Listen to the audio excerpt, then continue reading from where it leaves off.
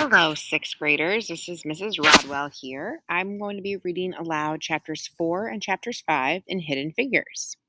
Before I start chapter 4 and 5, I want you in the back of your head to think how the author feels about race and patriotism in World War II. You're going to need to come back to that. So once again, let's set a purpose for reading. You want to think about how the author feels about race and patriotism during World War II. Here we go. Chapter 4, A New Beginning. In the fall of 1943, Dorothy Vaughan started the school year teaching math at R.R. Moten, the black high school in Farmville, Virginia, just as she had for the past 12 years. She loved being a teacher, and she dedicated herself to helping her students as much as she could while waiting for a response to the job applications she had submitted a few months earlier. Dorothy had plenty to keep her busy. The high school had been built for 180 students, but more than 300 now squeezed into the classrooms. She taught algebra in the school's overcrowded auditorium, with 2 other classes taking place in the same space. After school, she tutored students who needed more help and spent time working with the school's parent-teacher association. Outside of school, Dorothy was a founding board member of the Farmville chapter of the NAACP, the National Association for the Advancement of Colored People, a civil rights group. Having a hard time seeing this subheading, I'm sorry. It says, what can we do to win the war? World War II was never far from anyone's mind. That fall, the high school's 4-H club made care packages for departing servicemen and hosted a community discussion titled, What Can We Do to Win the War? The school sold war stamps to raise money for the military. The community held going-away parties and feasts for the young men heading off to the front lines of combat. Dorothy updated her classes and added a unit called Wartime Mathematics, where she taught students how to use math to follow a household budget and manage wartime ration books, coupon books that allowed each family only a limited amount of various supplies such as flour and sugar. Then, in November, a letter from the National Advisory Committee for Aeronautics finally arrived. You are hereby appointed mathematician, grade P1, with pay at the rate of $2,000 per annum, the letter said. That was more than twice the $850 annual salary she earned as a teacher. When Dorothy thought about the civil service jobs she had applied for, she had mixed feelings. She was a wife and a mother of 4 children.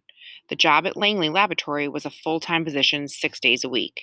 If she accepted the job, she would have to move 4 hours away from her children, and she'd only be able to come back home to see them on holidays. But Dorothy knew this was a very good job, one that would allow her to help her family, so she accepted. She shared the news with her family and friends. Her students were sad to see their teacher, Mrs. Vaughan, leave the school. The townspeople found out about Dorothy's decision when they read a notice in the Farmville section of the Norfolk Journal and Guide. It read, Mrs. D.J. Vaughan, instructor in mathematics at the high school for several years, has accepted a position at Langley Field, VA. Dorothy didn't like long goodbyes. I'll be back for Christmas, she told her 4 young children. She was sad to leave them, but she knew that her children would be well cared for at home in Farmville. They lived in a rambling Victorian house with their grandparents, and they were surrounded by dozens of aunts and uncles and cousins. Dorothy's children would miss their mother, but their daily schedules wouldn't change much. For 12 years, Dorothy had walked out of her front door and turned left to walk to school where she worked. But on the morning she left for her new job at the Langley Memorial Aeronautical Laboratory, she turned in the opposite direction, and she didn't look back. Leaving home. Dorothy Vaughan rode a Greyhound bus 137 miles from Farmville to Newport News, Virginia. While on the bus, she had plenty of time to think. What would it be like to work with white people? Would she sit side by side with young women like the ones at the State Teachers College? How would she endure the time away from her children and family? Mile after mile, Dorothy watched the gentle hills rising and falling outside her window. She refused to feel any self-doubt. Her country needed her, and she was ready and eager to do her part to support the war effort and her family. Chapter 5: The Double V. In the early 1940s, the Hampton Roads area was bustling with newcomers. The cities around the harbor, Newport News and Hampton to the north, and Portsmouth, Norfolk, and Virginia Beach to the south, had welcomed hundreds of thousands of new residents since the start of World War II. Between 1940 and 1942, the region's population had increased by more than 50%. The area had emerged as a powerful military capital, and most of the jobs there were now related to the war. Much of the work belonged to women. The sight of women wearing coveralls and working at filing stations, a job that used to be just for men, no longer turned heads. Women now did all kinds of jobs, shined shoes, worked in the shipyard, and staffed offices. With men off to fight on the front lines, women power picked up the slack. The war operated around the clock, 3 8-hour shifts, and many businesses tried to keep pace. Some stores stayed open long hours. The movie theater showed movies from 11 a.m. to midnight, often featuring films with a strong dose of patriotism. Banks stayed open late to cash checks for workers. All the new residents needed places to live. Landlords doubled their rents and still had long waiting lists. Water systems, electrical plants, schools, and hospitals struggled to keep up with the growing population. The government addressed the shortage by building 5,200 new houses in the east end of Newport News.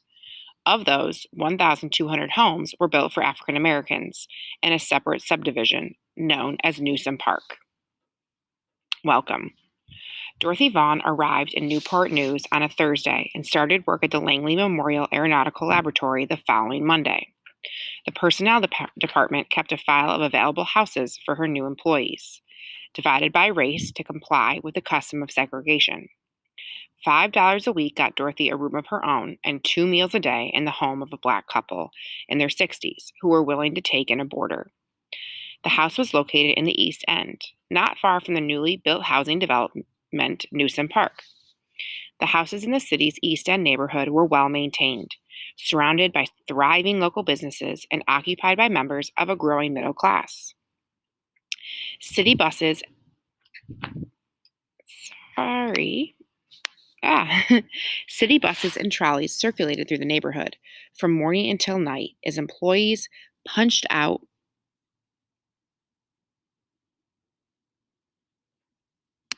from one shift and met workers coming in for the next shift.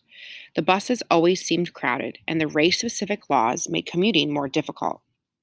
Whites had to enter and exit from the front of the bus, while blacks had to go in and out of the back, behind what was known as the colored line.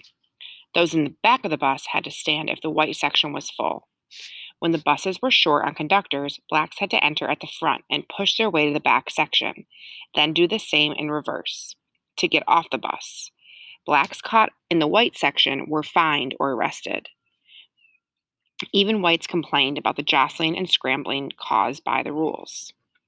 And this sign says, Virginia state law requires all colored passengers to ride in the rear of bus, Citizens Rapid Transit Company. And here's the caption down below. You can see it's from the Newport News and in Newport News, Virginia in 1954. It's really important to see the year there. Race and patriotism. Very important section. In Hampton Roads and across the country, relationships between blacks and whites became strained. Overcrowded buses, 6-day work weeks, constant noise and construction, shortages of sugar, coffee, butter, and meat, all of these factors came together to create tension. This was not a new problem. 2 years earlier, in his 1941 State of the Union address, President Franklin D. Roosevelt had promised that men of every creed and every race, wherever they lived in the world, were entitled to 4 freedoms: freedom of speech, freedom of worship, freedom from want, and freedom from fear. He pledged the United States would help to overcome dictators in other countries who would deny other people their freedoms. African Americans were sympathetic to the needs of oppressed people around the world. They shared in the horror when they learned about the acts of the Germans against their Jewish citizens, limiting the jobs they could have, imprisoning them, denying them citizenship, treating them with violence, segregating them into ghettos, working them to death in slave camps, and having them killed. How could Black Americans learn about the way the Jews were treated without comparing some of these experiences to some of their own struggles against slavery, unfair treatment, and violence at home? For generations, African Americans had been promised an end to discrimination. But instead of greater freedom, the period between World War I and World War II, 1918 to 1941, saw segregation harden and become the law of the land. As America made the decision to join the fighting in World War II, African Americans pressured the government to open the war jobs to their community. Leaders like A. Philip Randolph, who had helped make the Fair Employment Practices laws a reality, asked the country to show its patriotism by treating all of its citizens fairly. Black newspapers spoke out on the issue.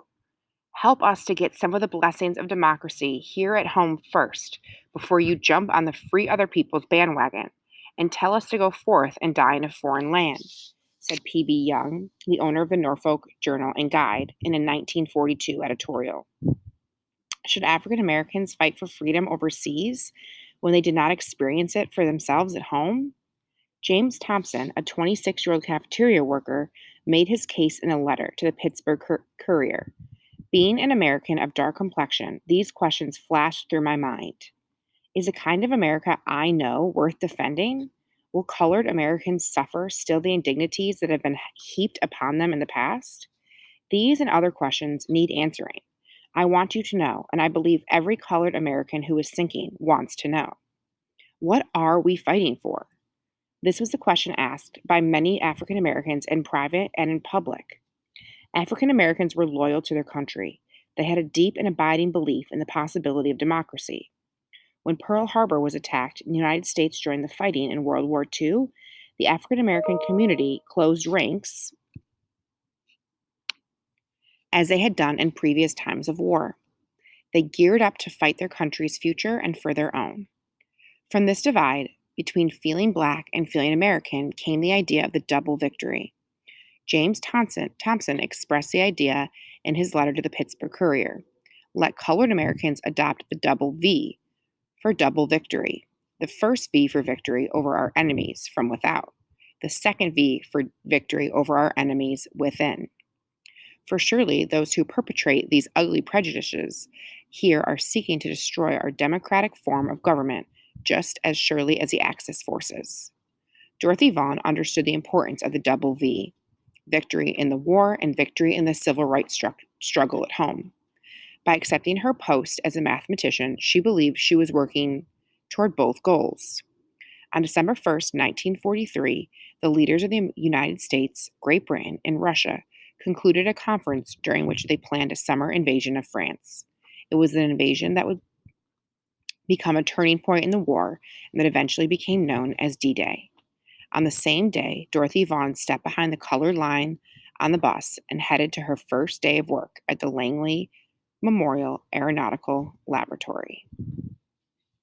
So real quick, before the read aloud of Chapter 6 in another section, when you write just statements, I just want to remind everyone that the subheadings are extremely important when you write your just statements. So in Chapter 5, we had race and patriotism. We had this important sign, welcome, and then the chapter title. In Chapter 4, we had the subheadings leaving home, and then what can we do to win the war, and the title, A New Beginning. Remember, just statements represent the main idea. They're clear and concise and to the point. They are not a summary, so your just statements should not be a paragraph long. So think of the main idea. What is the chapter mostly about? I hope that helps, and I hope you enjoyed chapters 4 and 5. Have a great day.